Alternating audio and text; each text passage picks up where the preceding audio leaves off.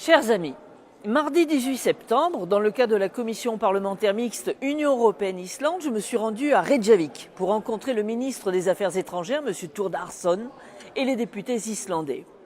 Il faut savoir que les Islandais, attachés à leur culture, leur patrimoine, leur langue et leur souveraineté, n'ont pas hésité à renoncer à la demande d'entrée dans l'Union européenne pour garder la main sur leur politique de pêche et leur industrie. Ainsi, à la suite de la crise de 2008, en reprenant le contrôle sur leur politique économique et monétaire et sur leurs ressources naturelles, ces derniers ont su réagir positivement en définanciarisant le système. Le système ne marchait pas, ils l'ont stoppé et ils ont eu raison.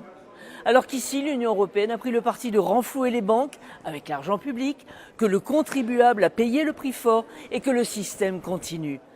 Les Islandais ont préféré lucidement défendre les intérêts nationaux et la pêche en Islande. Ils ont refusé les quotas européens et ils ont eu raison.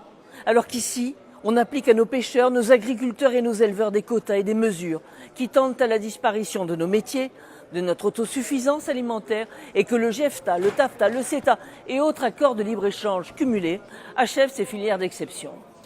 J'ai profité de cette occasion pour exprimer à nos amis islandais tout notre soutien et notre solidarité. Ces échanges ont trouvé un écho favorable parmi les parlementaires nordiques et les membres du gouvernement. Chers amis, demain, les nations et les peuples d'Europe nous appellent à un travail collectif pour un futur européen des nations libres et souveraines. Nous nous y préparons.